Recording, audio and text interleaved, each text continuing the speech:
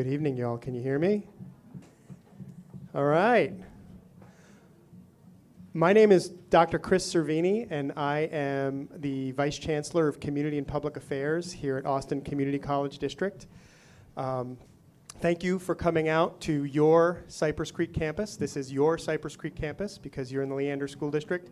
And if you're a voter in the ACC district, all 11 campuses are your campuses. I was given a few minutes at the start of this forum. I know what you're here for the big show tonight. I was here for given a few minutes, and I'm joined by Dr. Manuel Gonzalez, who's one of our new trustees to the Board of Trustees at ACC. But I wanted to talk a little bit about a bond proposal that's been put on the ballot from ACC. And so ACC is going to be celebrating our 50th year in 2023. And we started with one campus and 1,800 students. We now have 11 campuses and 70,000 students. We went from the little college that could to the big college that does. And we are your workforce trainer here in Central Texas. And so as our board contemplated going to the voters for a bond, they thought long and hard about what needed to be done. They talked a lot with local employers. They talked a lot with local communities, and came up with a bond package that is a $770 million bond package. It includes workforce infrastructure investments throughout the ACC district, but most notably for here in Leander ISD, it includes an $80 million investment in this campus to expand campus capacity and to bring the workforce program of cybersecurity education to Cedar Park.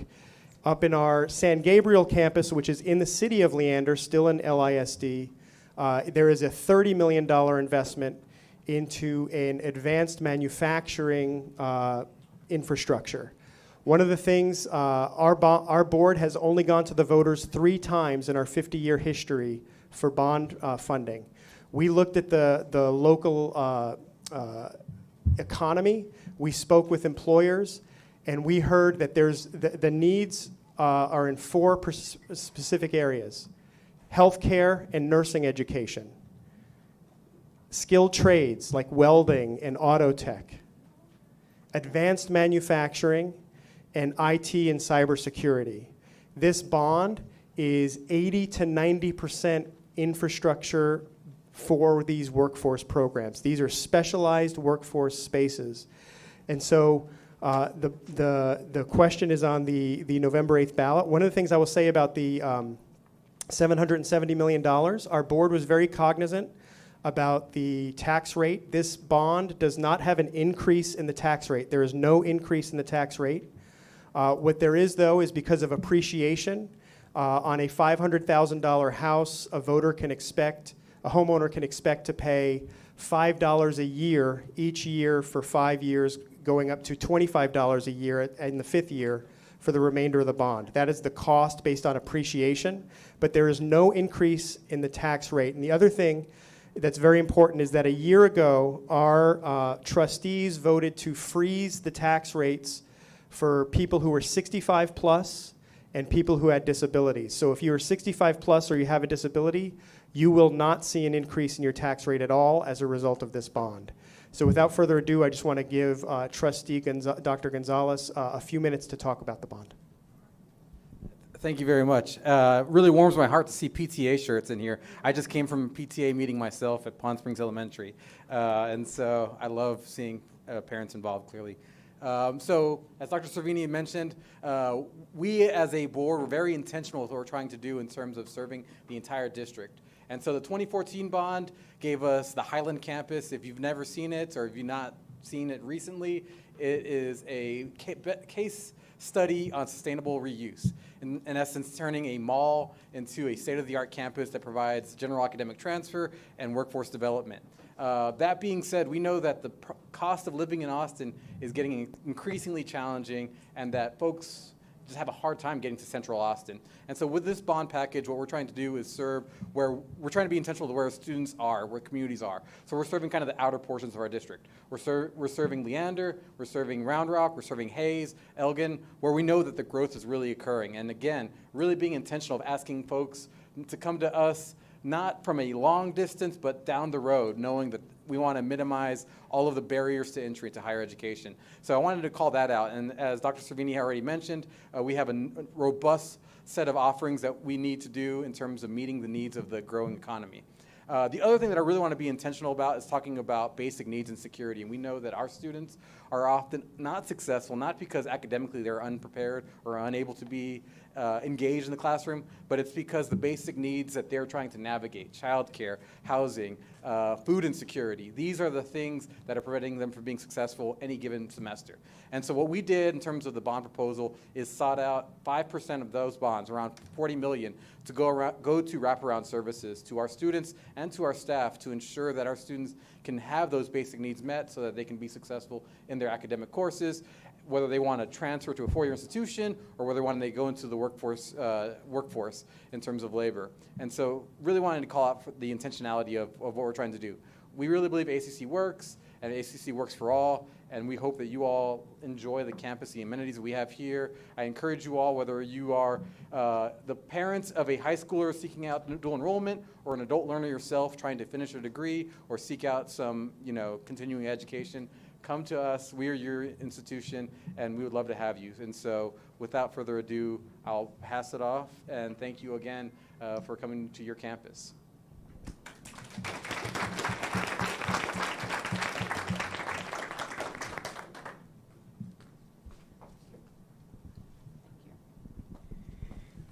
And thank you to ACC. Without them, we really couldn't host this. So they've been a tremendous partner with us.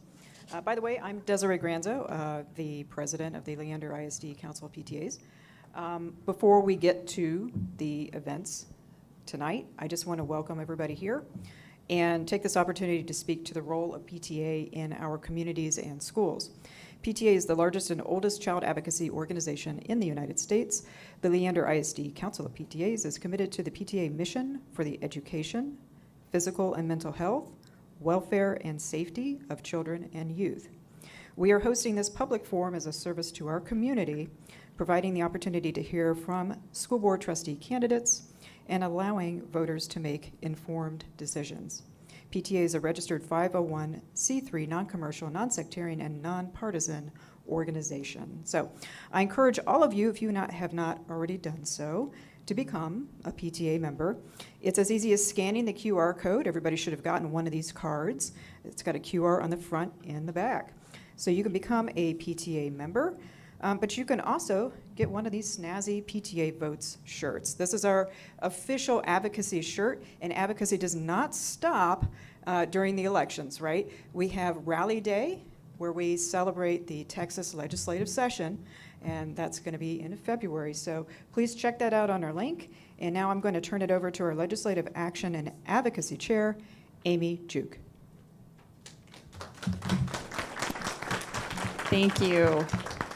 We are so grateful that all of you are here tonight. We're especially grateful that all the candidates are here tonight. There are a lot on the ballot this year, and so we're thankful that all of them were willing to be here for this event. And welcome. This is the oldest continuous candidate forum for Leander ISD Board of Trustees. It was began in the Vandegrift PTA ladder, and we're proud to continue that tradition. The PTA Council took it over in about 2018, and so here we are. The questions for this forum were submitted from our local PTAs at the elementary, middle, and high school levels. Questions for this forum were selected by the PTA Legislative Action Chairs within LISD and assigned to the candidate at random. We thank the committee and this campus staff for helping us put this whole forum together. We could not do it without them. Now, we do want to go over how this is going to work tonight, because as an audience, you may say, what is going on? I've already gone over this with the candidates, but we want you to know how it's going to be run. This forum is not a debate. Candidates will be speaking to the issues and not calling out other candidates. Each question has a time limit of 90 seconds. That is not very much time, but there are 14 of them, and they will each receive 3 questions each, and they will have closing remarks. Each candidate will be given a 30-second warning by a raised card. Each candidate will be given a 10-second warning by a raised card. Then each candidate will have a time's up warning, and a beeper will go off at the same time. Then They will have 10 seconds or less to wrap up their remarks. If they still continue to talk, we'll cut the mic. And they know this so that we can keep to our time limit. And then if there's an infraction, we have a yellow card. We're going to play soccer tonight, too. My kids play soccer. And so there's going to be a yellow card. If there's another infraction, then they'll get a red card, and they will be asked to leave. So they are aware of this. We want the audience to be aware of it as well. There's no talking during or after another candidate's responses, and we want them to be able to share exactly what they want to. When speaking, the candidates will be sharing a mic. There is one mic per 3 candidates. Candidates, I apologize, I did not tell you that earlier, but now you know. There's one mic per 3 candidates. They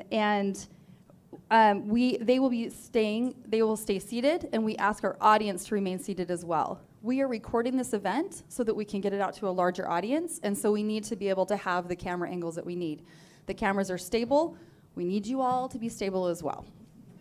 Okay, please hold your applause until all the candidates have answered a particular question. Some of the questions will be to all of the candidates in a place. Some of them will be individual questions. Please hold your applause until the very, very end. We want to have all the time. Sure, you can do that.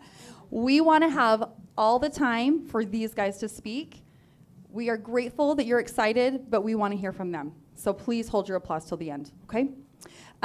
Also, and we already went over this before you came in the door, no signs, and that again is just for the obstruction. So we are so grateful that you are here.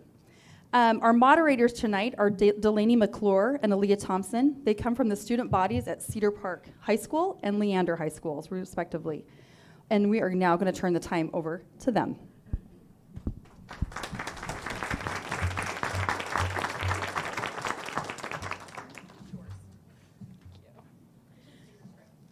The forum will have 3 rounds. Round 1 will be 1 question answered by each member running for a place. Candidates will answer in ballot order. Round 2 will be a unique question selected at random for each candidate. They will answer each question in random order. Round 3 will be a unique question for each place in reverse ballot order.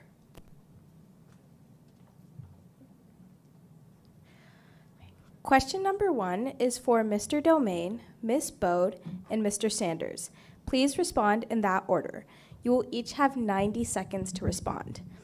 First, as paced learning has been phased out of elementary classrooms, what steps should the district take to continue to meet the needs of advanced learners?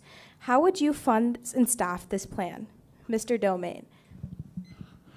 Okay. First, thank you for the question, and thank everybody here. There's a strong goal in order to making sure that we have graded measurement of our students, going from a tasked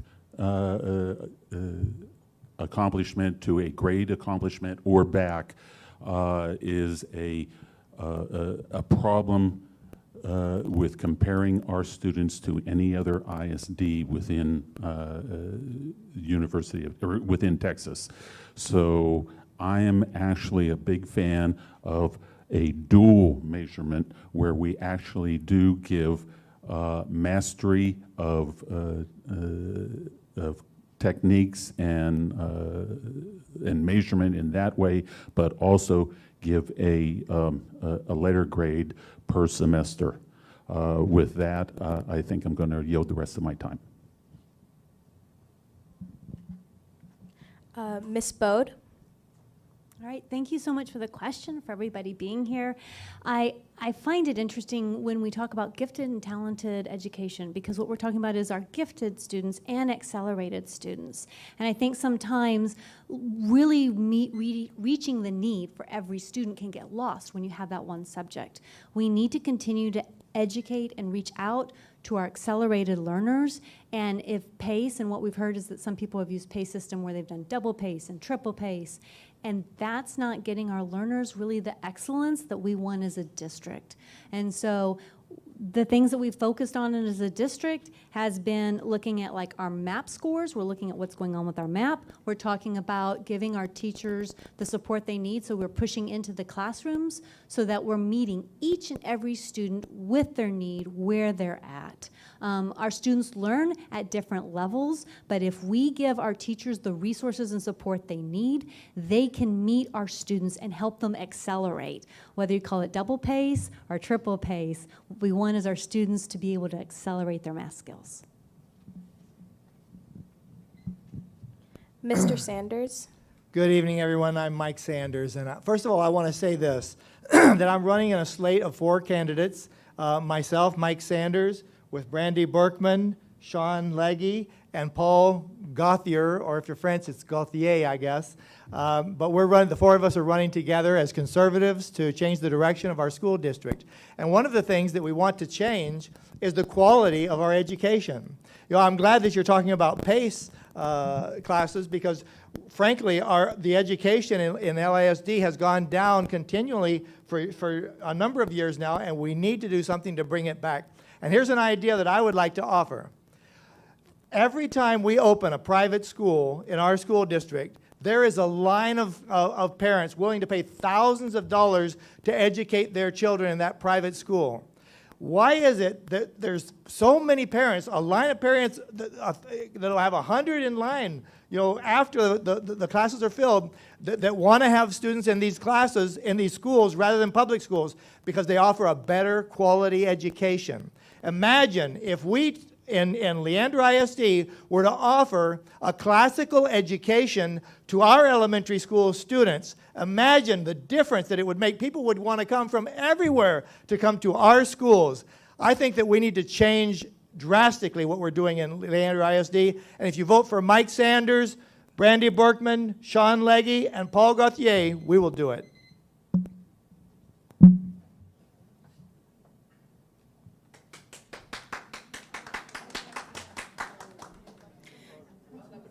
Question number 2 is for Ms. Berkman, Mr. Gonzalez Dolica, and Dr. Gonzalez Dolica. Please respond in that order. You each have 90 seconds to respond. If elected, what do you intend to do to help improve student mental health? Ms. Berkman?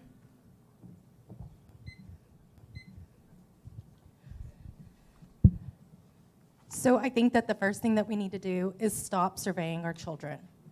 We are using a third party to administer social emotional learning surveys to our kids. How many times do you ask a kid if they feel safe being themselves before they actually question that? This is inappropriate. It's a violation of 20 USC 1232 because parental consent is required. Thank you. Thank you. My name is Dr. Gloria Gonzalez Dolica. Thank you for being here. I'm talking about student mental health. So student mental health is a problem that we've all seen in our school district for a long time. It was certainly here before COVID, but we also know that COVID made it significantly worse. Being separated, the fear of what was to come, created a heightened sense of depression across the nation. And so right now, what we need to do is we need to make sure that we're giving our teachers supports to identify those signs, giving them trainings so that they're able to identify. We also need to make sure that we have enough counselors. We have academic counselors. We also need to have mental health counselors in our schools. We focus a lot of that on mental health, a lot of our support on academic health. We also need to provide that mental health support for our students. Additionally, we need to address that in order for our students to learn, to be able to thrive in a classroom, our teachers, our staff, and our students have to be in the right place to do that. They have to feel safe, they have to feel supported, and so we need to do everything we can to create that environment, an environment that they know that they can go to school every day and be accepted. Thank you so much, audience. These are going to be our reminders. We are not able to state any other candidate's name for any reason. That was in our rules when we came forward, and we all agreed to that. The other thing is we're going to hold our applauses for later, please. We just want to make sure we're staying to our time frame. Thank you so much. Yep, all the way to the end. Thank you. We appreciate it. End of the round, yes. Question 3 is for Dr. Leverenz, Mr. Leach, and Ms. Fashokun. Respond in that order. You have 90 seconds. What are your specific ideas you have to improve academic excellence across all grade levels in our district? Dr. Leverenz.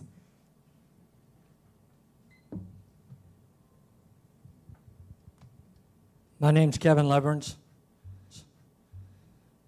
As a school board member, as school board members, we have a few tools available to us. So this is Policy Policy EHAA, as I recall. It's probably a good idea to ensure that the curriculum matches up with policies and matches up with TEKS requirements.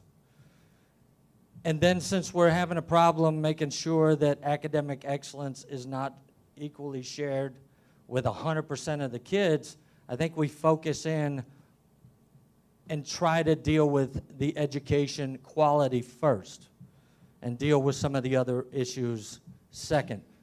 Also, in regards to managing time with the superintendent's required to uphold policy and make sure that teachers are working through the curriculum and only the curriculum. Thank you. Academics, isn't this the main thing? This is why we're here. This is why we're running for school board, and this is why you're interested in who is going to be the fiduciary of your tax dollars and the people that are responsible for your children's education. It's the most important thing. Here are the stats. 50% behind in math. 48% of the sixth graders cannot read on grade level. Currently, we're not currently using State Board of Education curriculum. Why is that? Why do we make it up as we go along in LISD and throw out SBOE? It's ridiculous. There's a lack of discipline. There's virtually no dress code. And the inability for the students to really catch up or to be remediated, they're left behind. We do not have a culture in our schools in LISD that fosters academics. Everything else, sure. Social indoctrination, yes. What do we need to do? First of all, we need to follow the State Board of Education. We need to use that curriculum instead of using our homemade LISD. We need to adopt time-tested things like restoring phonics. We're not teaching phonics in school. We need to restore that. We need to throw out Bridges math. We need to bring back textbooks. It is documented that children read better with a book instead of screens. We've had enough screens. They have enough screens in their gaming. Let's get back to textbooks, and let's get back to supporting academics for real.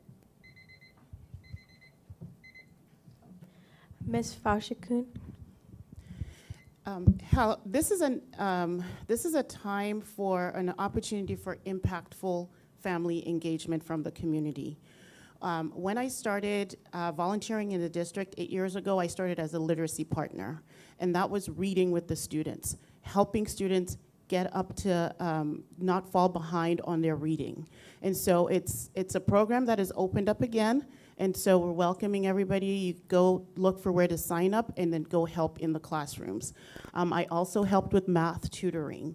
These are all opportunities for the public to help in the classrooms. The teachers have to deal with a wide range of abilities in the classroom, and it helps when they get some additional help. And it provides access for all kids if you just not necessarily stay on your campus, but go across campuses.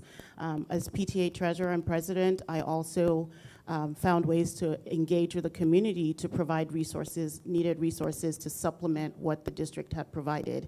We measure what, on the board, we measure what you value, so we have beginning of year, middle of year, and end of year measurements. And I've asked for a dashboard to go beyond that without having without it being so disruptive or additional work for the teachers and the students. So there's a lot of opportunities for engagement from the community and also for measuring.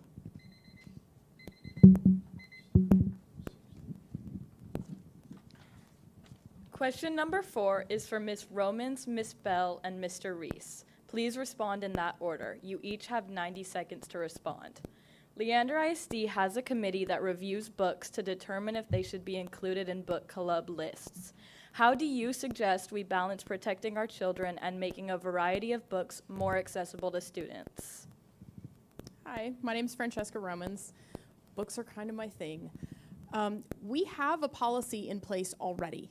EF Local is in place. So we just need to follow the policy.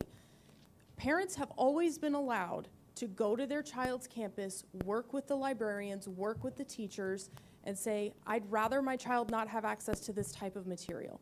I'd rather my child not have access to this type of material. That's still okay. So many times when you're and talk to them. Just talk to the librarians. It is so important to make sure that our kids have access to everything that they need, and that can be done safely with Policy EF Local and with a relationship between the parents, the teachers, and the librarians. Ms. Bell? I don't see the need for pornographic material in our schools. I don't see the need that we should have to talk to a librarian or a teacher as to why our child brought home a pornographic book. Pornography should not be in our schools. We should have, if we have a committee in place now, we need to review that committee and reset that committee and make sure that that committee is with the same inclination that we are to get these smut books out of our school. There is no reason for this. The only thing it does, and I have seen the policy for trauma, it triggers our children and makes them very, very uncomfortable and anxious with what they're reading. Probably the number 3 cause of death in children between the ages of 10 to 17 is suicide, because we have confused our children with so much and they are trying to figure it out, and some of them need a lot more help. How do we identify a child that's triggered? Does that child go home and tell you? No, a lot of them have so much embarrassment and so much connection to that book that they're reading, they don't want to tell anyone. Good evening, everybody. My name is Scott Reese, glad to be here. On this question, so there are some books in our district that cannot be read in the Commissioner's Court, and they cannot be read in a public place or on the radio. So there's a gap there somewhere that needs to be identified. Additionally, I looked it up. There are over 131 million published books. Over 131 million. We have about 500,000 in our circulation, roughly, give or take. So that's more than 99.8% of the books that are published are not available to our students. Someone decided what not to publish to our students. It wasn't anyone in this room. It wasn't anyone in our district. We bought a package of books, and we need an objective and measurable criteria by which we can have a standard to judge these books. In the Commissioner's Court or in a court of public law, there's an objective criteria of obscenity on the law books in the Texas Penal Code. And we need to understand why that's not being applied the same way in our library with our kids. My only concern is age-appropriate content for age-appropriate kids. And my desire as a board member would be to advocate and vote for policy and enforcing policy that'll set an objective, non-arbitrary standard. Now, my wife was on 3 of the CACAC review committees. One of our neighbors was on 9 of the CACAC review committees. And they did not sound like they were, I should say, objective environments. They were arbitrary environments. So we have a group of whose opinion is whose opinion. Let's get away from opinion and get to objective criteria we can all agree on for our kids. Thank you very much.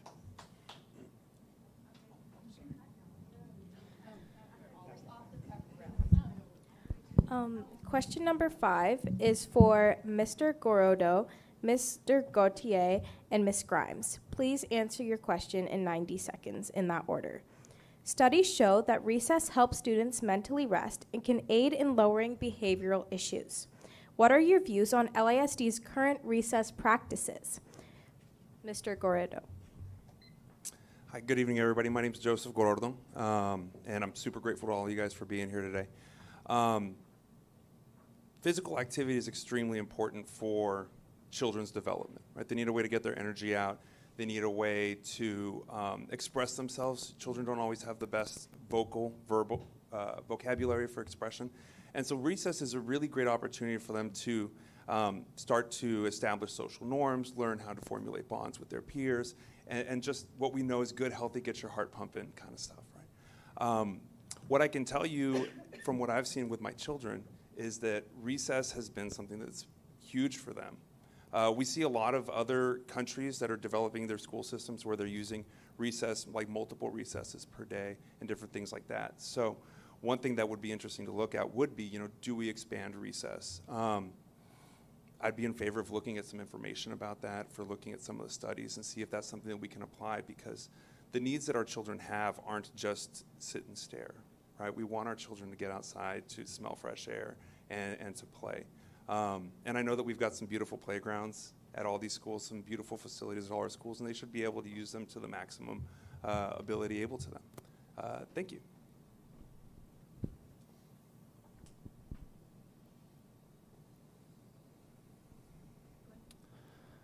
I'm in favor of recess. Recess is a good thing. It should never have been taken away if it ever was. I think the kids learn better when you have the ability to move and then have the ability to sit back and be creative. Anytime administrations in different places try to look at limiting those two things, the kids' test scores go down every single time. Having the ability to move, make those interactions, make friends. You have an ability and a time to talk to other kids. And that's a good thing when someone's now looking over your shoulder saying, shh, be quiet. Add into the fact of the arts, now you can get to be creative as well, but in an outside format. I'm part of, or was part of, Watchdogs at one of the local elementary schools, and one of the times I showed up, I had lined up almost half the kids out there, and we were literally sprinting from one side to the other. It was one of the most amazing experiences of my life, and I'm sure the teachers thought I was pretty crazy, but it was just fun. And the kids just want to have fun, and I think that's where we just need to let them do it. Let them be kids. Hi, I'm Alexis Grimes. Thank you for being here tonight. I believe the SHAC has made the recommendation to increase recess. We should have an AM and a PM recess. I believe that is fully beneficial for our students and their academic success. I believe in quality education over quantity, and I think your minutes, when you see an implemented AM and a PM recess, you get more quality out of your students and their learning. I also believe the recommendation was brought to us to switch lunch order with recess order. You see, if they get to go play first and then eat, they actually eat their fruits and vegetables. They eat more of their lunches, and I'm fully supportive of that. The campus administration, and I would love to partner with them in implementing an AM and a PM recess in order for those kiddos to get their wiggles out, get their energy out, and then really dive into quantity of education and focused learning. Thank you.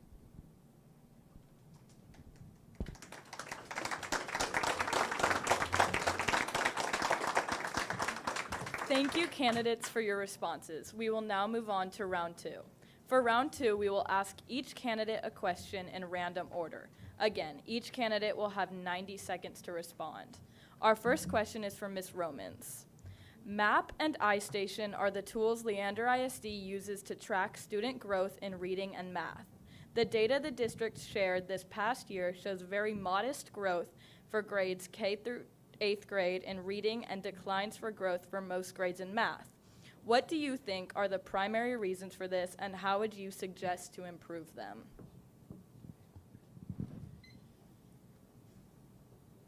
I think that COVID is a big contributor to the decline. I know for my children, I'm a special needs parent, and it was really difficult for us the last 2 years when he wasn't able to have all of the same resources and all of the same teachers and access to all of the services that he normally had. I think that we put a lot of weight on MAP and on iStation. I think that if you ask the teachers sometimes, that those results would be a little bit different. But I would love to get more into why we are having these declines. What do the teachers say? Why are the teachers seeing declines? Is it certain populations of students? Is it certain grades? I know math is difficult because it's very different. I have trouble helping my kids with their math homework because it's a different curriculum now than it was. And these kids are trying to keep up. There's a lot of pressure. There's a lot of get it done, get the grades in, because if your iStation score is not here, that's not going to be good for the school. I would like there to be less pressure on these kids. You do have to get the math done, but what are we doing during school to get them there?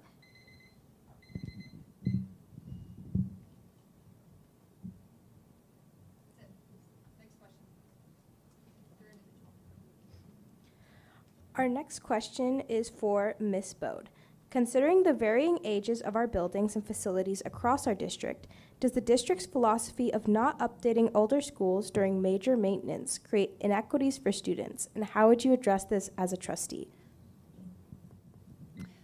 So we have talked about our facilities, and we've talked about it in two ways. One, how are we doing major maintenance? And two, bond, how are we going to fund for growth?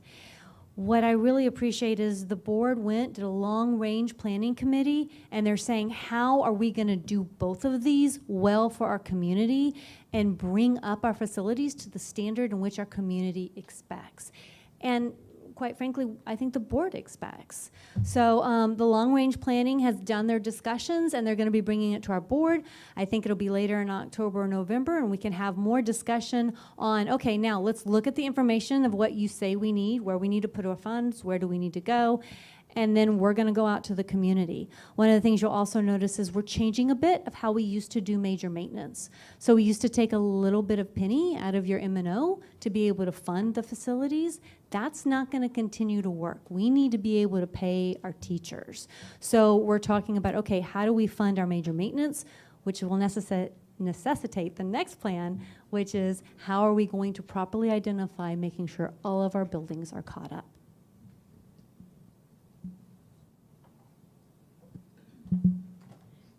This question is for Mr. Reese.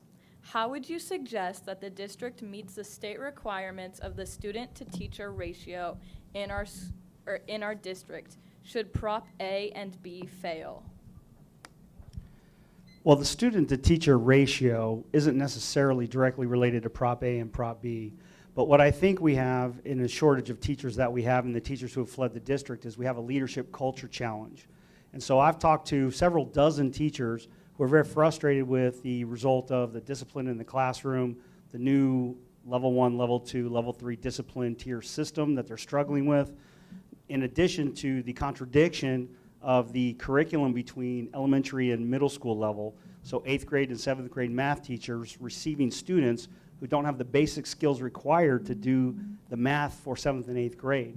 And that bridges math in elementary in the SEL program implemented when my son was in 4th grade isn't working out as well as promised for the middle school teachers. So I think if we want to improve the student-to-teacher class ratio, we need to become a destination place for teachers to work.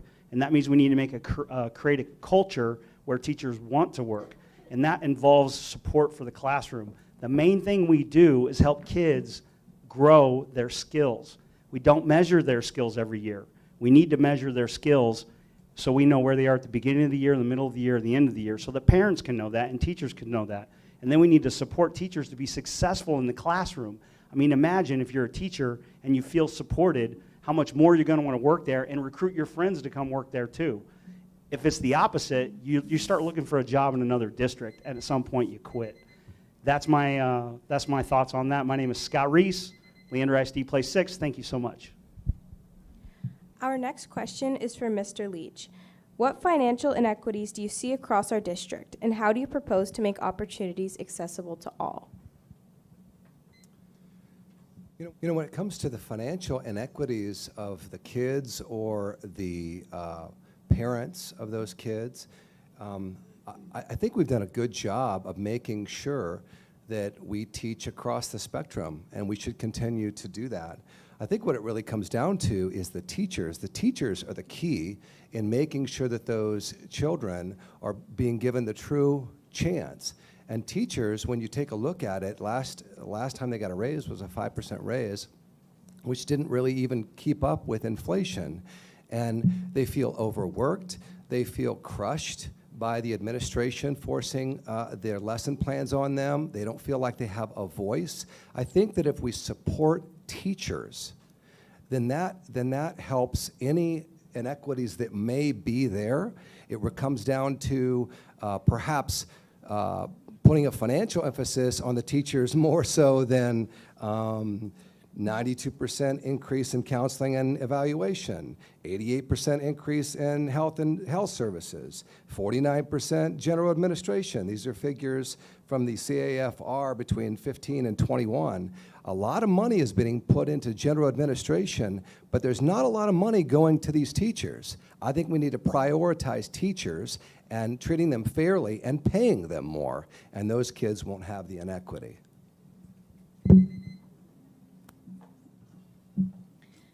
This next question is for Mr. Gorodo. How do you envision the board holding campuses equally accountable to the district's strategic goals regarding inclusion?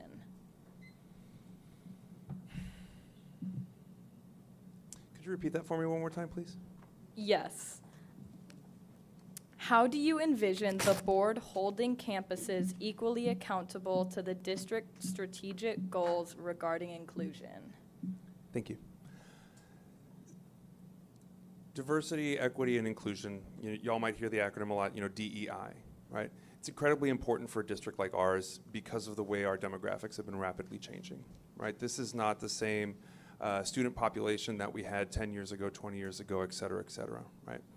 And it's important that our teachers be able to meet our students' needs based on their diversity. So the specific question is about how would I hold the schools accountable to the plan? And the simplest answer is by talking to the schools, by setting the goals for them and making them very clear, what are the expectations, and then talking to them to make sure that they maintain the focus on that, and then following up those conversations to see how they're doing with them. Getting the input from the schools on what's working well, what's not working well, and being able to continue to tweak that by working in collaboration with our teachers, our principals, as well as the board and the superintendent, to be able to make sure that we are meeting this challenge of providing diversity, equity, and inclusion for all of our students. Thank you. The next question is from Ms. Fashokun. Many parents are not aware of their right to request testing at any time for special education services and will wait until recommended by the school, which can allow students to fall as much as 3 grade levels behind. What specifically will you do to be an advocate for early childhood screening? So for early childhood screening, I've talked about how we need to have more frequent reporting. We already have our beginning of year, middle of the year, and end of the year. And so when we have more frequent with the dashboard and actually on the board have it on our agenda more often, then we are able to talk about areas where these gaps or where people are falling behind. There are a lot of areas where we haven't closed the gap yet, and that has been an issue for a while in the district. So as long as we monitor more often, then we can have the ability to identify the gaps much quicker. Also, we want to make sure that the parents know, or even the teachers, or even the community members who come and help, that they can always have a way to report something or say, like, this needs to make a suggestion about who needs to get some extra intervention quicker than would have been identified.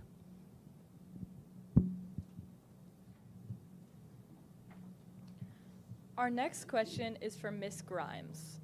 In light of current and potential budget constraints, how can Leander ISD continue to support the fine arts in education?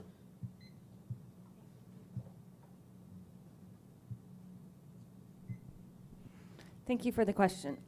I firmly am an advocate for our fine arts programs. My child, as different as they are, I had a band kid, so proud of our band kids and our programs that are so robust and support our students in fine arts. I believe that we do a really good job here in Leander ISD of supporting fine arts across the board. We push a lot of choice into kids and their programs and opportunities for them.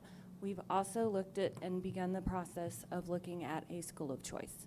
And so we've been presented the 7 options our community would support, and one of those is a fine arts school of choice. And so that program would allow us the opportunity to add on additional programs of choice that we don't currently operate, but might be too expensive to operate on each and every campus.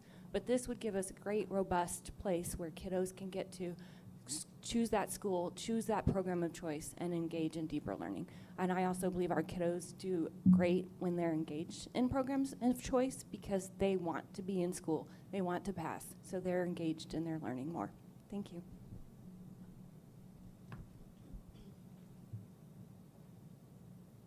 This next question is for Mr. Doman. What is one thing you think the current board or previous boards have done well, and how can you build on that success? Both of my children went through LISD from Steiner Ranch Elementary through Cedar Park High School across the street here. And they are doing very well. They're in their 30s now, and they have been doing very well. I attribute that to the quality of LISD and what the various boards over these years have been performing at. I think that we can improve those performances, though, by bringing up some of the issues that we've all talked about so far and improving on them, improving on diversity, improving on budget forecasting and frugality. But in general, I believe that I compliment some of the things that have been happening over the last 20 years, 30 years here. I just want to make it better than it is now. With that, I'll yield my time. Our next question is for Dr. Leverins. The population growth in our district is shifting. Some of our schools are projected to decrease in population down to as low as 50% capacity. The district has been working on a long-range plan to help address this. How would you like to see a long-range plan to co-manage booming growth and population declines? Wow, that's a complicated question. Appreciate that. So the good news is that the board members have a superintendent who's quite competent and certainly would be willing to bring a reasonable plan of action regarding the difficult topic about shifting, transferring students from one zone school, moving zoning around versus building new schools. That is a complicated choice. My choice would be leaning towards rezoning because I'm not fiscally irresponsible. Those schools are, to rebuild schools is exorbitantly expensive. It's going to cause for more bonds, and I believe rather we should be more fiscally responsible. Even if it takes irritating a few parents and rezoning them to kind of even out the populations at individual schools. Thank you. This question is for Ms. Berkman. What are your ideas about making sure that students with special needs have an opportunity to equally participate in after-school activities, advanced classes, and college courses?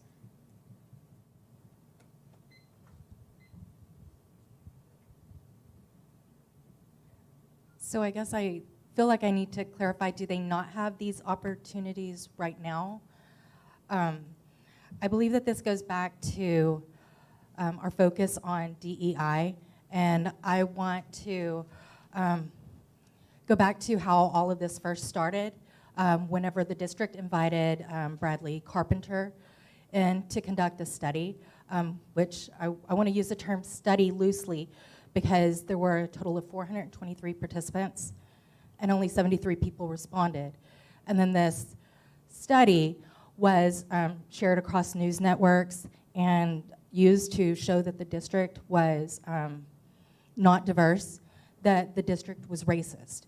And when you have the third response in this study saying that LISD is endorsing a progressive agenda, this is just not right. For a population, a district population of over 40,000 students, we do not have a diversity problem. And I do not believe that special needs children do not have access to all of the programs.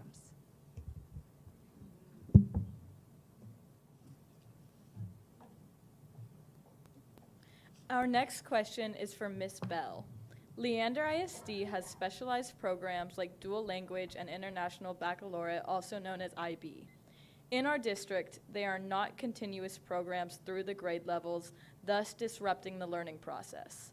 Understanding our current budget constraints, how would you like to see these programs developed for our students? Well,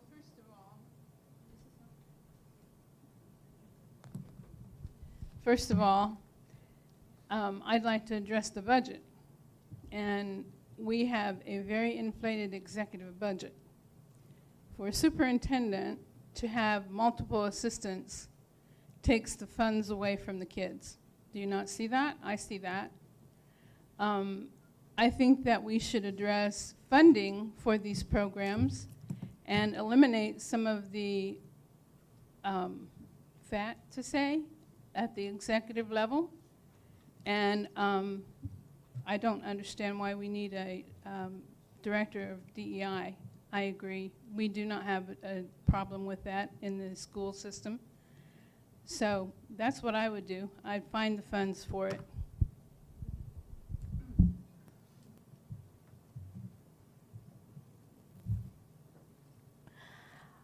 Our next question is for Mr. Gautier. Most high schools only offer on-level and pre-AP and AP classes. Some students have stated that many of the on-level courses are not rigorous enough to meet their full academic potential, yet they don't want to be with the added stress of AP classes. What suggestions might you have to meet the district's objective to provide a well-balanced and appropriate curriculum for all students?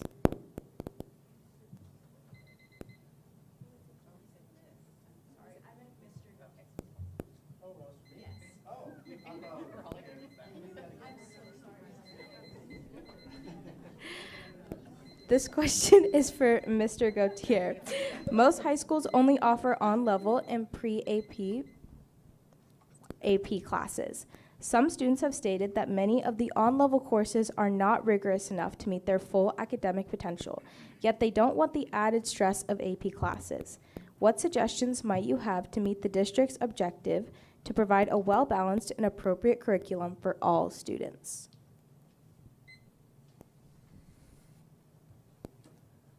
That's a good, complex question. Children need to be, whether they like it or not, sometimes challenged. Adults need to be the adults. A kid at 9 years old can't say, I want to be a pirate, and then the parent has to allow that to happen. For those AP classes, the kids need to be challenged all the way through. If you're going to accelerate yourself, if you're going to be an astronaut, if you're going to be a pilot, you have to do things that are difficult. You have to challenge yourself. And as board members, we need to remind the kids they can be better and live better than what they are currently faced. Right now, no kid can get below a 70. No kid can fail.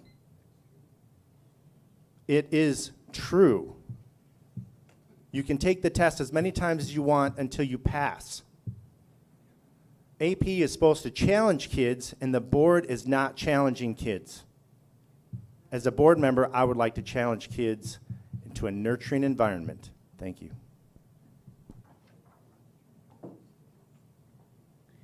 Our next question is for Mr. Sanders.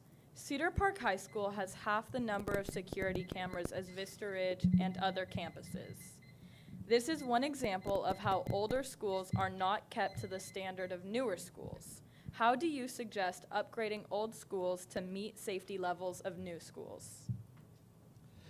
Well, I think that pretty much all of us recognize that after Uvalde happened this year, that we were expecting major changes to happen in our own school district in the area of security, but we saw no changes, none whatsoever. The existing incumbent board members didn't do anything to improve security in our school district after that happened. I'm not aware of anything that they've done, and I think that's quite shameful.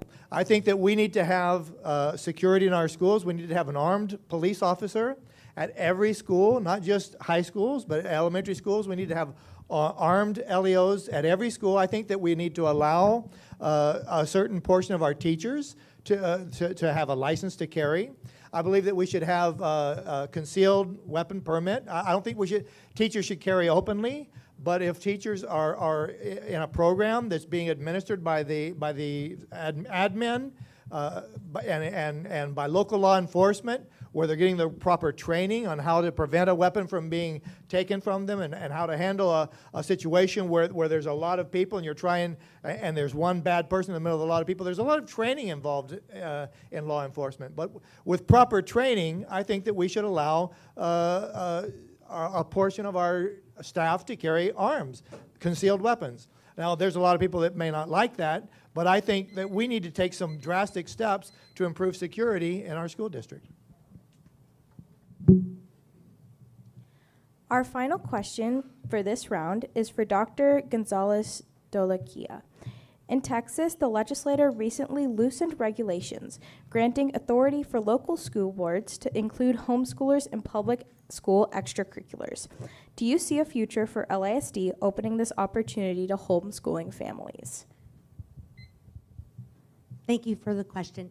You know, there are different programs right now in the school district where it's not so much homeschool, but you can opt to take certain courses via different online networks through Texas Tech. I had a student that took his PE credit through one of the Texas Tech school systems. So we currently offer different options like that. This new policy that the legislature passed allows for other opportunities like that.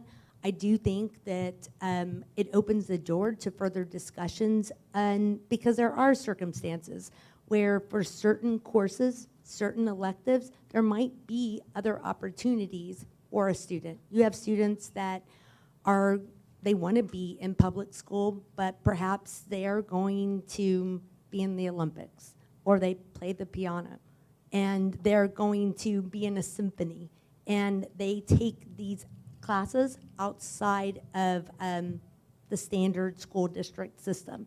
So I do believe that this allows us more flexibility in being able to meet the needs of every single student.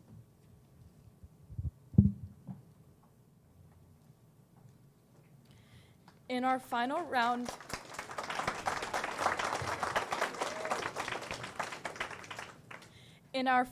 of questions, we will again ask one question per place in reverse ballot order and have the candidates answer the question in the order asked.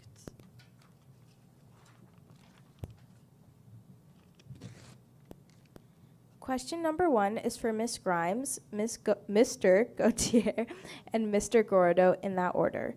You will each have 90 seconds to respond. There are specific programs in the district to support students who are performing under grade level or have learning disabilities in reading. Currently, there are no similar supports across the district for math. How can the district provide interventions for students who are struggling in math? Thank you. We just started MAP, so that's a beginning year, middle year, end of year assessment to know where those kiddos are lining up. There was some changes in regulations on the requirements for tutoring for kiddos in math when they fall behind, and I firmly believe, some kids don't need 30 hours. I think the mandate was 30 or 32 hours in tutorials and extra supports. But I think we should be looking at each an individual student and where they land on their scores and give them the supports and the extra attention that they need, but meeting their needs without punishing them with over support. So let's bring them up, support them in an appropriate way, do what's right for that kiddo. I know I have a math person that wanted to do crazy math in IB and is super strong in math, and I also have a child that needed extra help, and we found tutoring programs for him and supported him in those needs. So I think we are mandated to do something, but we need to make sure that that solution is really meeting that child exactly where they're at. Thank you.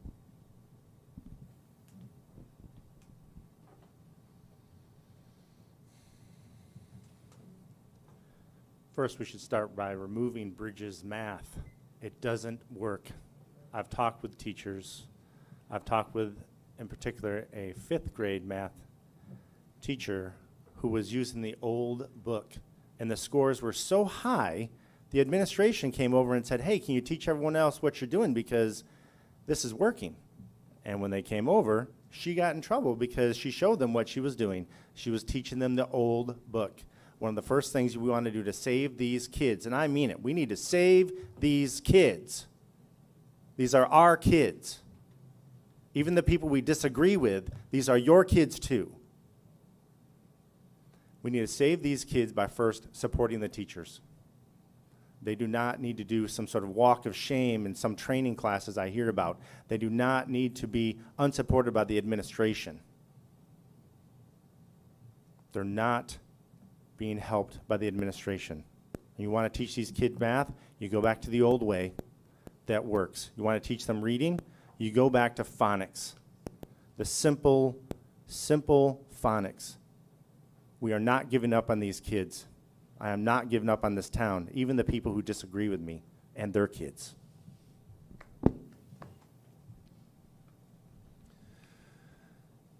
So I've heard the math issue brought up several times, the declining math scores within the district. And one thing that I think needs to be pointed out is that the United States as a whole has been seeing declining math scores, and that we actually score pretty low compared to most other countries on where our kids are in math. So I don't think it's fair to lay it at the feet of the district as this is a failure of this district, right? This is a challenge that we're facing as a country, and it's pretty complex. I work in mental health, and one of the biggest breakthroughs we've seen in the last 20 years is the rapid adoption of peer support programs, right? Someone with depression getting support from someone who's in recovery from depression, someone with addiction getting peer support from someone who's in recovery from addiction, and so on and so forth. One thing that's beautiful about that is it removes the shame, the stigma that was just mentioned of being walked off or going to a special class. That's removed when you're being supported by a peer. So it would give, what I'm suggesting is that we implement something similar with the students, right? Take some of our kids who are doing better in math, maybe kids from the grade above, provide them with an opportunity to mentor a peer who is struggling in math, right? So we see the benefits to the student of not being shamed, the student who's been doing ahead, getting the benefit of being of service to somebody else. And best part of all is that doesn't mean we have to hire anybody. We don't have to buy anything new. We get to empower our students and start to teach them the joys of service and peer support. Thank you. Thank you. Question 2 is for Mr. Reese, Ms. Bell, and Ms. Romans, in that order. How do you see the teacher's role changing as the district becomes more focused on computerized learning and data collection? Mr. Reese, you may answer first. Thank you so much. The teacher's role changing with computerized learning and data collection. Well, I think there's some laws that govern data collection. And I think that the data we're collecting on our children, where's that data going and who's doing what with it? My last gig, I was a chief technology officer for the last 5 years at a $100 million manufacturing company. And part of what we did was collect data on people that they didn't know necessarily we were collecting their data. We were using that data to monetize our business, like so many other businesses are doing. Now, I didn't feel too good about that part of the job, and I'm no longer a chief technology officer. I moved into real estate development. That was one of those reasons why. However, what I do want to say is we should not be collecting data on our kids. The digitization of learning, while it might be valuable for some students, other students actually go backwards when they're working on a computer or with a computer program. And where's the human connection that happens when a child's learning online? You know, the greatest thing we have in this life is the connections that we have with each other, and our children especially need that when they're young, you know.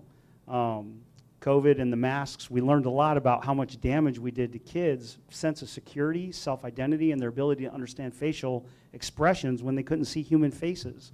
Children in incubators, when not touched, don't thrive. We've seen this all over the world. So I think we should move back to human-centered education, not digital-centered education, and we should treat our kids like who they are, which is human beings who need love, who need affection, and who need human connection. My name is Scott Reese. I'm running for Leander ISD, place number 6. Thank you so much. Can I take Scott's answer? Because I actually feel the same way. I feel like that I've talked to multiple teachers in the district, though some that have one foot out the door.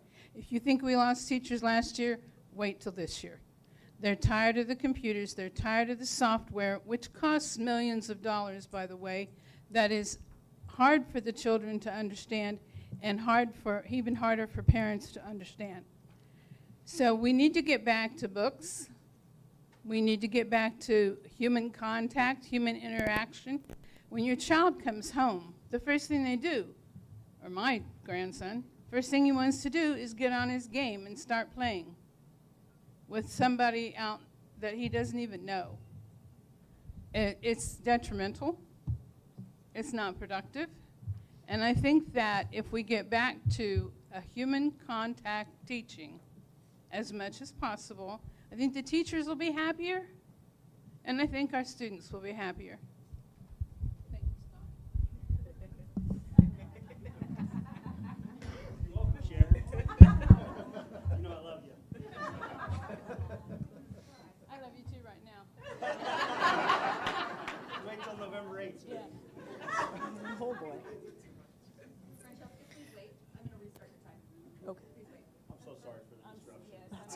My sincere apologies. It's okay. I actually don't see the teacher's role as being that different. I have one student that thrives with technology. I have another one that would much rather throw his computer right out the window most days. And I don't see their teachers interacting with them in any different way. I don't visit the classroom a terrible amount. One would prefer I not go within 20 feet of his school, and the other one gets too distracted. But from what I've seen in teacher conferences, they're going through and they're explaining. If they have an iStation test, the teacher is going through all of those numbers with me and explaining, this is what that means, this is what we talked about, this is what we worked on. There was a survey that went out a couple of years ago, and there was a huge issue with it online. People were very upset. I did not understand it. So I went to the principal, and she sat with me for like half an hour, went through, this is what we're collecting, this is why we're collecting it, this is what the teachers are using it for. They're using it for indicators. The teachers are doing more with the technology than just putting the kids in front of the computer. They're facilitating it. They're teaching them how to use it. For the kids who it doesn't necessarily work for, like one of my guys, they're teaching them how to work around it. He uses paper and a pencil for assignments that he needs to, or he uses different assistants. Their role is still as the classroom teacher. Their role is still to be there for the kids and to help them get through their classes.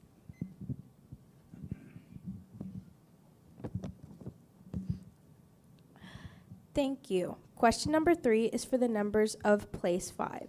Please answer in this order. Ms. Fashokun, Mr. Leach, and then Dr. Leverenz. Leander ISD aims to be a destination district. What ideas do you have for Leander ISD to recruit and retain quality teachers and staff? Mr. Fashokun, you may respond. Miss Shady Fashokun.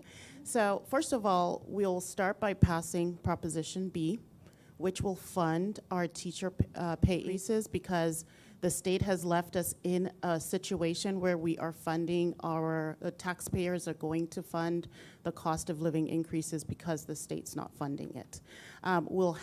We have a good number of interesting programs already in the district. There are opportunities to expand those programs. There are opportunities to move those programs around different parts of the district. There are opportunities to evangelize those programs a lot more so that there's people do know what programs we have in the district. The teacher pay, their salary scale needs to be reviewed so that, and reworked so that people are rewarded for their longevity. And also just, they're all different ways, and actually talking to the teachers themselves and finding out what it is that makes them stay and keep those things going. And things that make them leave, get them out. But we also have to advocate for our educators, because they're being handed down mandates from the state, and unfunded mandates in most cases. And so we need to advocate at the state level and help get our teachers back to doing what they love, which is teaching the students.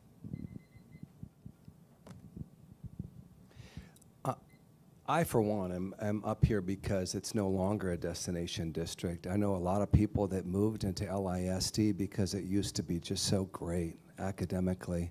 There would be real estate agents that would guide people to LISD district because of our school system. It's no longer the case. I quoted some statistics before when only 52% can read on grade level, and in grade 6, that's no reason to bring your kids here. And that's known out there in the state of Texas. LISD is all over the state of Texas, the nation even, and how we've declined. It's a real problem. Our image in the nation is a real problem. I think that we need to increase and just focus on academics. That's the most important. Pay teachers well, empower them, let them do their own lesson plans, let them have discipline in the classroom. A modicum of discipline would allow us to be a district that is run decently, and people would care to move here because they see their kids get a great education and they don't show up in a sleeping bag. We need to respect our teachers. We need to respect our bus drivers. They're being spit on and kicked. This is not a destination, and we need to return to academics and empowering teachers. We need to return to a neutral classroom, which doesn't put the focus on DEI, CRT, or SEL, but math and reading.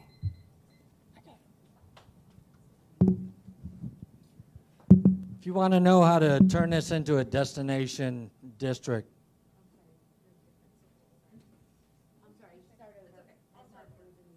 okay. Thank you. It's okay, Gloria. If you want to turn this into a destination district, you ask a cop, okay, why does a police officer do the job he's doing? I think that cops and teachers are, in a lot of ways, a lot alike. They're not into it to get rich. It's about what else their calling brings them to a community, and the community has a culture, and that's either positive or negative. So how do you attain a culture where teachers, in spite of not getting the greatest pay, how do you keep them? How do you attract more of them? You support teachers. That means allowing them to maintain discipline in the class. Don't leave it in their hands. I teach college, and I do not fight with my students. If they mess up, if they need to be ejected, they get ejected. And I tell them one time, and I have a backup. You listen to teachers on curriculum, and you let teachers teach their subjects without regard to the SEL and the CRT and the DEI lessons that complicate things. Thank you. I'm still done. Thank you.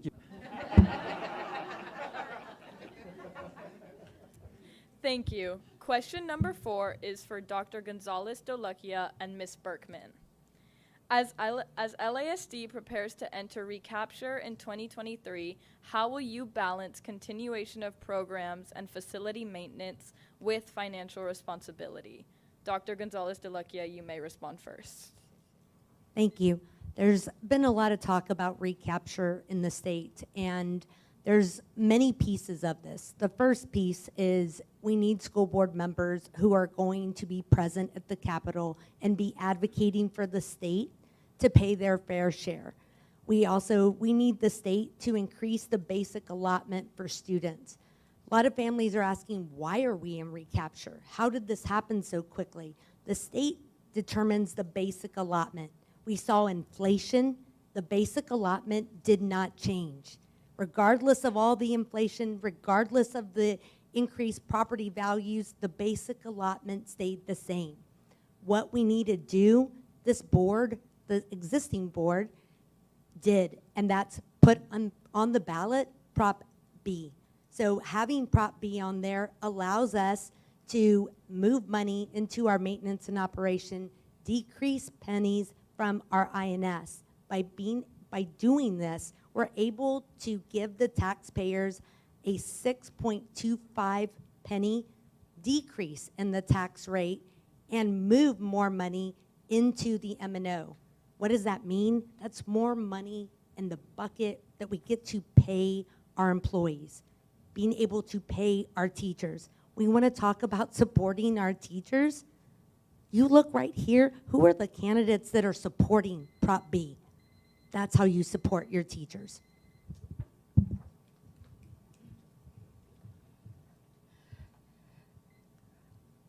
So I am personally against Prop B. I have looked at 5 years worth of salary data, and we're not putting money into our classrooms. We're not putting money into our teachers. Just focusing on middle schools. For the teachers, the principal, the counselor, the middle schools have actually seen a 1.5% decline in salary in the past 5 years. Where have we seen increases? K through 12 curriculum has seen a 21% increase. Pathways and Innovation has seen a 64% increase. It went from a department of 1.4 million in 2018 to 3.9 million now. There's also a brand new department called Federal and State Programs worth 1.5 million, and this has teachers that do home visits for babies to 4-year-olds. This has nothing to do with K through 12 education. How are we failing our kids? We need to focus on education. Our educational system needs to focus on education, not social justice. We need to get back to SBOE approved curriculum. 80% of Texas schools do not provide on-level instruction. LISD is not different from this. Every year, LISD certifies that they meet 100% of the TEKS. If this was the case, we would not see the STAR scores that we do.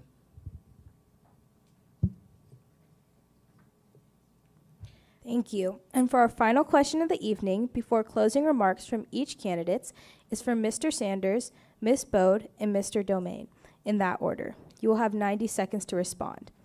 Zoning is a continual conversation in a fast-growth district. How would you propose creating a zoning process that creates academic consistency and social stability for students? Mr. Sanders.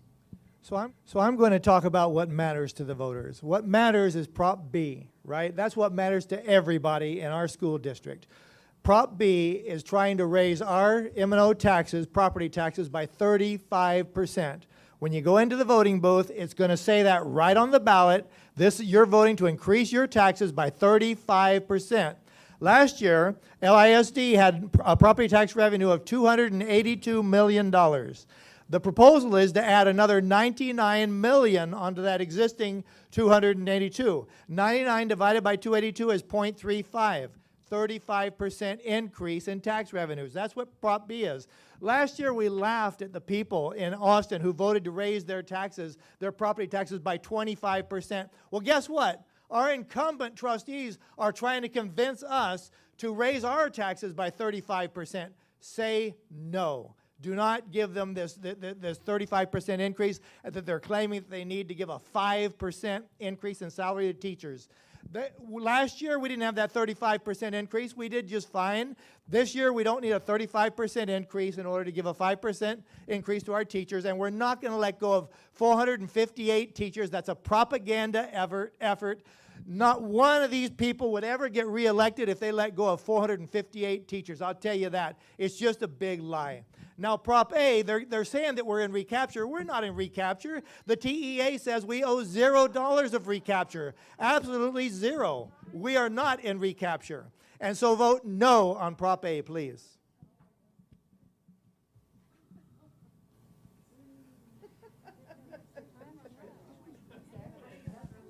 So I have tons of notes for all the questions I wanted to get. I have tons of notes for all the questions I wanted to get. I didn't get to answer them. I'm going to answer the question that the students in the PTA asked, but please come see me afterwards. I have tons of information. As far as zoning, this is an issue as a fast-growing district. We might not be the very fastest, but we are fast. And we are also, like Leander, the city of Leander was the fastest growing in the United States. So we have to look at what is going on in our households. And when we do that, which we're getting ready to have in our demographic plan, we're going to say, okay, what are the students projected to come into the district? But now here's the part that really is going to, parents want to pay attention to, is as we start talking about zoning, neighborhood schools are important. That community, that feeling of your neighborhood school. I was at the North dedication today, Tarvin, just a few days ago. To know that your community is engaged and invested in these schools are important, and we want to keep that. But we need our community to partner with us, because as we continue to look forward, we're not going to be able to keep funding buildings that our community says they don't need. We need to zone for buildings that our community is telling us they do need, which is why we need to continue with community engagement. We have a CFAT group coming together, and they're going to bring recommendations to us. And I'm looking forward to hear what they recommend, what they say our community needs. And then I want our community to stay engaged and involved and let us know what you need. I believe the actual problem is not zoning in of itself. It is differential zoning. We have schools in Steiner Ranch. We have 2 grade schools in Steiner Ranch, a middle school in Steiner Ranch, and a middle school real close to there at 4 Points. That part of our district is shrinking. The part that's growing is Leander. So what we need to do is not just, oh, we're going to spend money willy-nilly about building new schools. How do we downsize? And I live in Steiner, so this is a sad thing for me to say, but how do we downsize the need for those schools down at that end of the school district? So we can shift funds as needed to do differential zoning as opposed to growing across the board. With that, I'm going to yield, I hate to say it again, but I'm going to yield the rest of my time.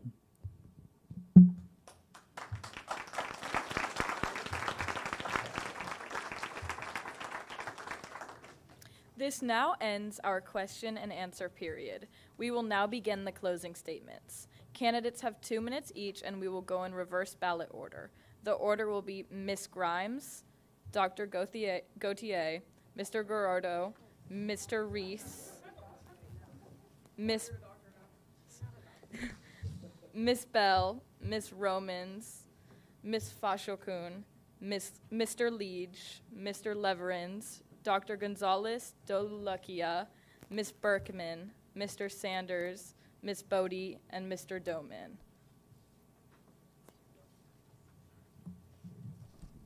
Ms. Grimes, you now have 2 minutes. Thank you.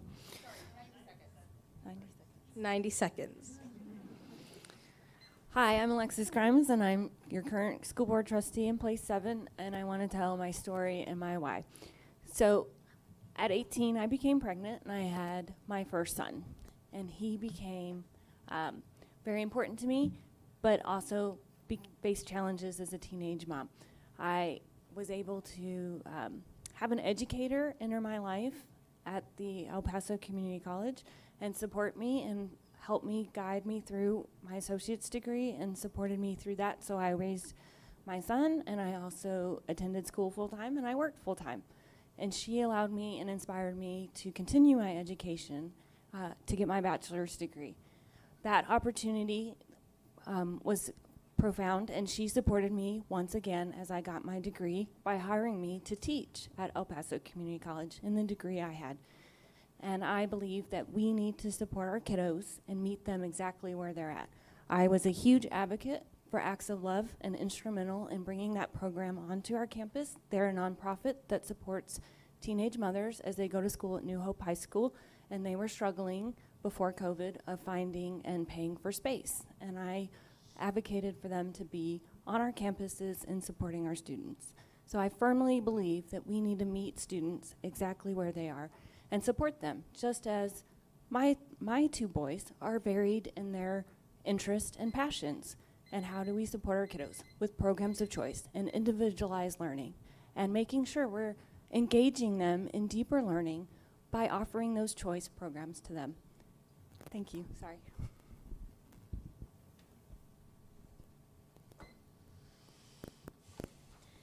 Mr. Gauthier, you now have 2 minutes. 90 seconds. 90 seconds. It's okay. I want to thank these two ladies up here. It's been wonderful. You did a great job tonight. I started looking into school a year and a half ago. I've been threatened with jail 3 times because I speak out and I say, what is going on here? And I ask the question, why? The first person who threatened me with jail was Sheriff Gleason at Commissioner's Court. I tried to read the book and I said, there's swears in these books, and he said, you read those books in open court, you're going to jail. So I look back to all these board members time and time again. If Sheriff Gleason didn't want those books read in front of open court, in front of Judge Gravel, why are we allowing our kids to be forced to read these books? The books are not allowed to come home because we don't have enough of them, so they stay in the classrooms, which parents are not allowed to go into. That's wrong. If I get put on the board, one of the first things we do is we bring that partnership with the parents back to the schools, stop blaming COVID for everything, and we get that partnership which we are entitled to. This is why I'm running. I am fighting for this town. I am fighting for the souls of these kids. And I am not going to stop.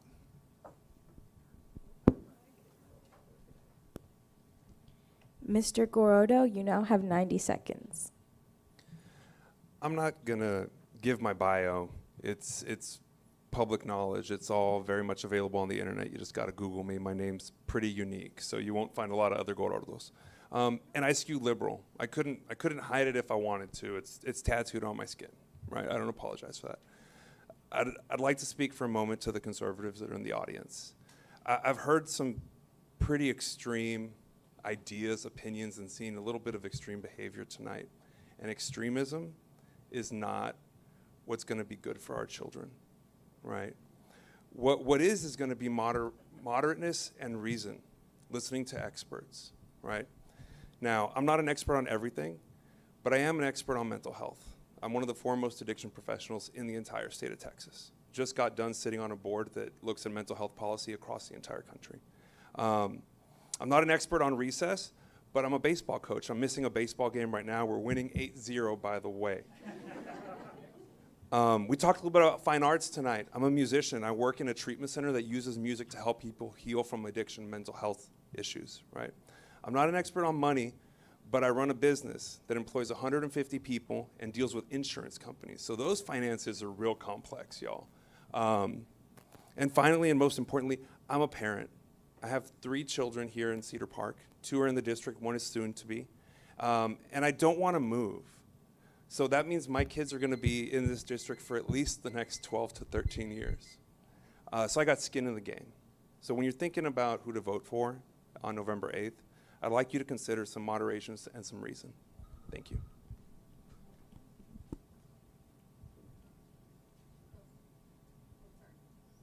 Hey everybody, I'm Scott Reese. Look, my friend and mentor, John Maxwell, says, and I believe it's true, that everything rises and falls on leadership. Now, this is a pretty artificial environment that we're in here tonight, so thanks for your patience with that. 14 of us sitting up here answering unexpected questions. Do we know it? How fast can we respond? Off the cuff. Working on a board is nothing like that at all. They're very measured and considered decisions. So I'd like you to consider 5 criteria when making your choice for school board. Honor, courage, commitment, competence, and temperament. Those come straight from my time as a Marine Corps officer. What's the character of the person? What's their commitment to it? What's their courage to do what's right for the kids? And what's their competence to do that role? And then what's their temperament for being in that role on the board? For my part, I want to tell you, I'm a father of 3. And I am extremely in love with my kids. I'm an extremist for my kids. And I'm Scott Reese for kids. I'm not Scott Reese for buildings. I'm not Scott Reese for programs. I'm Scott Reese for kids. And that's what's going to guide my decision. In my time in Leander ISD these last 13 years, I've been a watchdog dad, been in the reading program, been on site committees, been in PTAs, been on teams with my kids, been on the bond oversight committee. But at the end of the day, it's really about our kids, and that's why I'm doing this. So if you elect me for place number 6, you're going to get someone who's got the experience to do the job with 10 years in the Marine Corps, 6 as an active duty officer, and then a 20-year corporate career across different parts of the corporation and on different continents. Thank you so much for your time. I can't wait to serve our children and serve you as our parents and community. And Ms. Reese, you now have 90 seconds.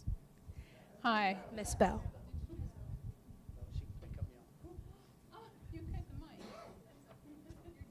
Okay. All right. I'm Sharon Vale. I'm a mother and a parent and a 6-year breast cancer survivor of stage 3 breast cancer. So I'm a fighter. I fought and won over cancer. My daughter, we came to LISD in 1992 because we heard the school was excellent. Everyone, the realtor told us it was excellent. Everyone told us it was excellent. It's not excellent anymore. It's gone downhill a lot. It's not even in the top 10. We need to get it back. I'm so excited to see all of the parents here tonight because you are going to have to help. You're going to have to be partners in getting the school turned around. And I appreciate every one of you that came out to show that desire to do that. Because as my friend Paul Gauthier says, this is all about the kids. So we've got to get this turned around. My hope is that the board members that are elected can do that. If not, I'll be seeing them at the board meetings. Thank you very much. Ms. Romans, you now have 90 seconds. Thank you. I am running for the Board of Trustees because I am a public education advocate. I have worked for Texas Public Schools my entire adult life. The first job I ever got working with public schools was when I was in high school. I was in DECA, and I went to school from 8 to 12, and I went to work from 1 to 5, and that was for Texas Public School districts all over the state. I've had kids in this district since 2012, and their teachers have been nothing but amazing. There is a lot that we need to improve on here. Our PR needs work. We've got math scores to get up. We've got reading scores to get up. We have mental health issues to get straightened out. But this is a great school district. This is my 2nd year as a crossing guard at my son's elementary school, and this year I have the opportunity to actually be right in front of the school. And what I watch every morning is nothing like so much of what I hear. I watch these kids go into the building. They're excited to be there. They want to see their teachers. They want to see their friends. And watching the relationships of those teachers and their kids is amazing. That is what this district is. That is what this district is about. There's a lot of noise. There's a lot of buzzwords. That is not what Leander ISD is. This district is about the kids. Mine are in it. They love it. Has everything been awesome? No. But that's what the board is here for, to work with the community and work with the teachers to improve things to keep this district great. Thank you so much. Ms. Fashokun, you now have 90 seconds. Hi, I'm Shady Fashokun, and I'm an immigrant to the U.S. I moved here from Nigeria almost 30 years ago. I came here with my bachelor's in computer science, and I came here to attend graduate school. I knew I was not going to go back, so I did an MBA, and I started working in the tech industry. I spent over 20 years in the tech industry, and I left there as a lawyer because I went to law school part-time. So I love education, and that was why when I moved here 8.5 years ago, I immediately started volunteering in the schools. I started reading with kids, even though my kids were not of school age. I started doing math tutoring, doing student mentoring, just really investing and pouring into the kids. And so it's not just by words that I would talk about how much I support the kids and support the teachers, but it's also in my deeds.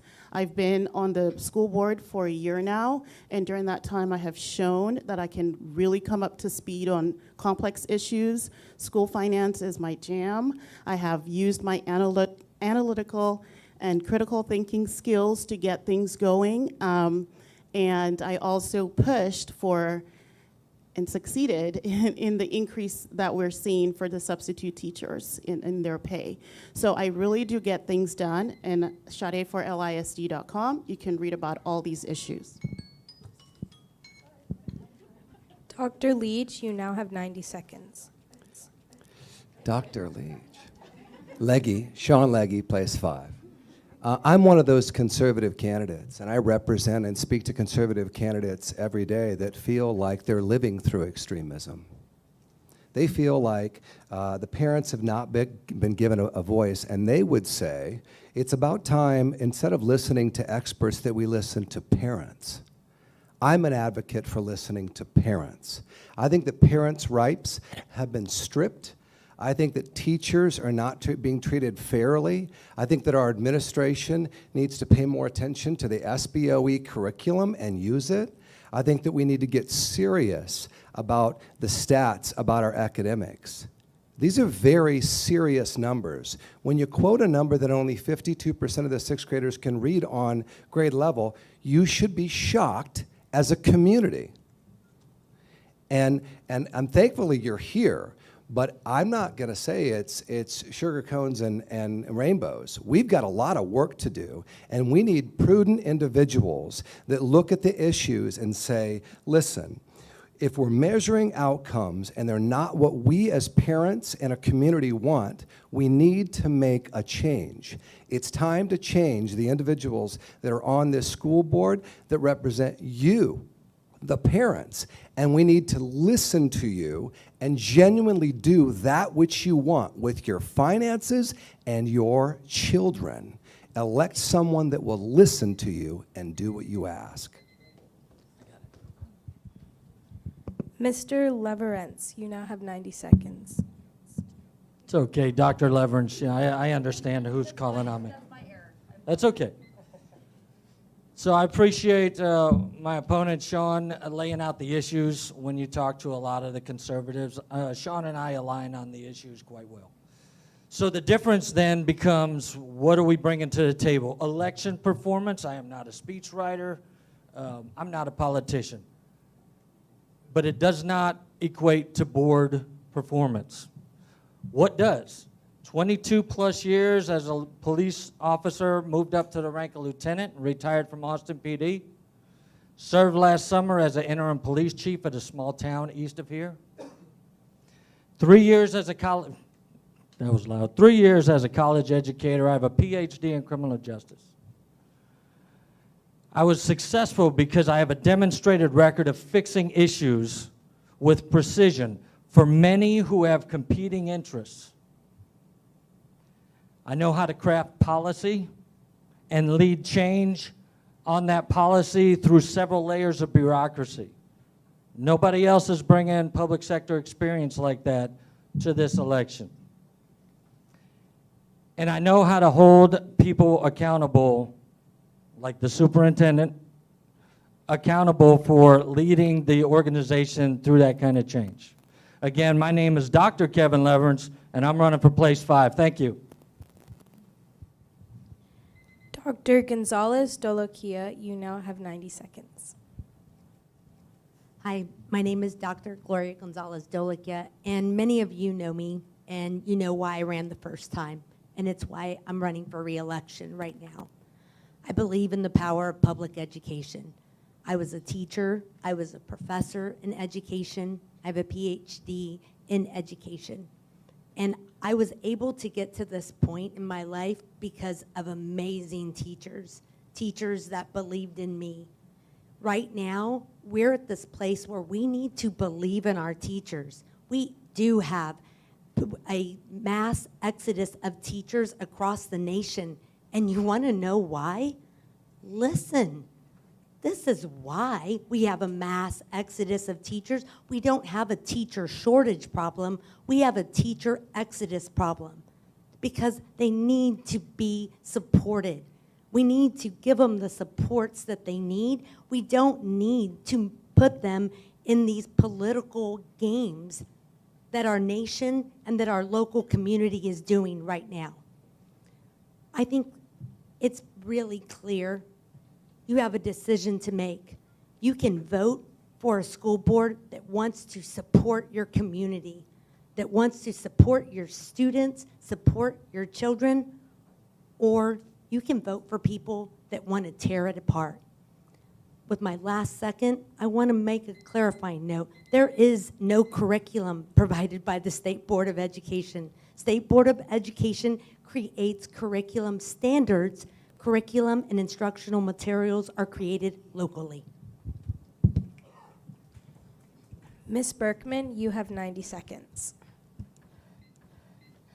So the main reason why I have decided to run is because I believe that our educational system needs to focus on education and academics, not social justice. I have 2 kids that currently attend Leander High School, and the only reason why they're still in public education is because I trust the principal and I have their password so that I can log in and see what they're being exposed to. We are in violation of SB 3. I homeschool my 10-year-old now because I could not risk sending another kid through LISD middle schools and believe that she would still come out my daughter in the end. I first got involved when the current board was reviewing TASB edits to the medical policy and removing many instances that would obligate them to contact parents. What was left is that the district could remove a kid from campus, take them for a medical procedure, bring them back, and not tell their parents. That is what was left of the policy. I have spoken against Marxist history textbooks that were approved for our AP, our brightest kids, and they were approved because of their readability. We have dumbed down our curriculum. My son brought home Lawn Boy. I do not believe that any child should be exposed to sexually explicit material for their right to access their education. I've spoken against the SEL surveys, which is allowing a third-party administrator to conduct research on our children, and this is a Nuremberg violation. My parental rights have been violated, my children's privacy rights have been violated, and these violations extend to the other 40,000 kids. Thank you. Mr. Sanders, you have 90 seconds. My name is Mike Sanders, and I'm running with a slate of conservatives that include Brandy Berkman, Sean Legge, and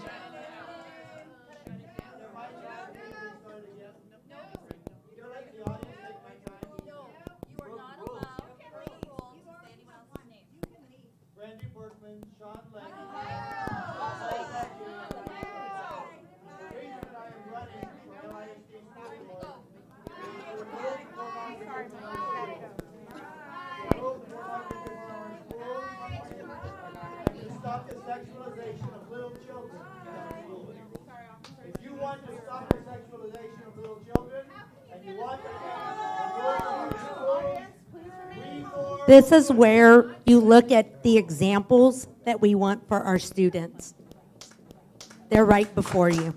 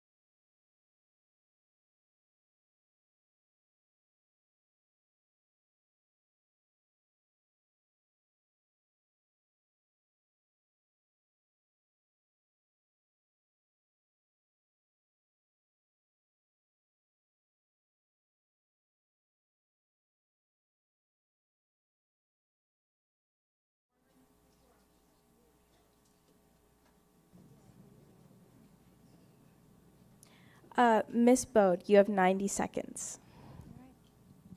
I'd like to thank our PTA and our students for doing an outstanding job in the intentionality you put in our questions. I'd also like to thank our audience for being engaged and participating this evening. There's been a lot of discussion this evening about what somebody might want to do when they're trustees, but let me tell you what I have done. I have been on the board since 2015. I have stayed until the end of the meeting, sometimes till 2 a.m. I have voted consistently to reduce taxes. I voted for a teacher raise, and I voted for a budget that I knew is hard because it's 88% payroll and benefits with only 1% going to district administration, just to clear that up. But I know that that's what our teachers need. I've also made votes that have kept us on sound financial footing. We continue to enjoy or receive an AA rating from S&P and Fitch ratings. But that's not the real story. And I know you've heard about STAR. Well, I can tell you we made an 89, a B rating in 2018. We made a B rating in 2017. We made a B rating now. It didn't fall dramatically. But what I can tell you is when you look at it, the real story is in our classrooms. Go see what our kids are doing. Go talk to a teacher and hear from them about the resilience they've pulled out to get our teachers up. And I'm asking for your vote and support as we continue and watch our kids meet and exceed expectations. Mr. Doman, you have 90 seconds. Okay. I would also like to thank the PTA, the administrators, our student commentators, but also our fellow candidates.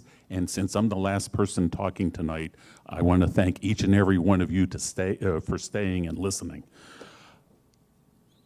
We have a good LISD. Do we have a great one? No. I hate to be argumentative there. We can make it better. The LISD that put my two children from Steiner Ranch through Cedar Park High School did a great job. They're in their 30s now. They're doing wonderful. But now I have a 5-year-old granddaughter. She started kindergarten about 6 weeks ago. And by the way, I'm a proud granddad, if you're wondering. But I want to make LISD the great ISD that it was when my children were going through. I have my bona fides, if you give me a second. I've taught high school, I've taught middle school, I've taught high school, I've taught college, I've written college textbooks, I've been involved in the State Board of Education. I've started a design center here in town, grew it to 100 engineers across 3 continents. I'm Dave Doman. I can do a job for our board. I'm asking for your vote.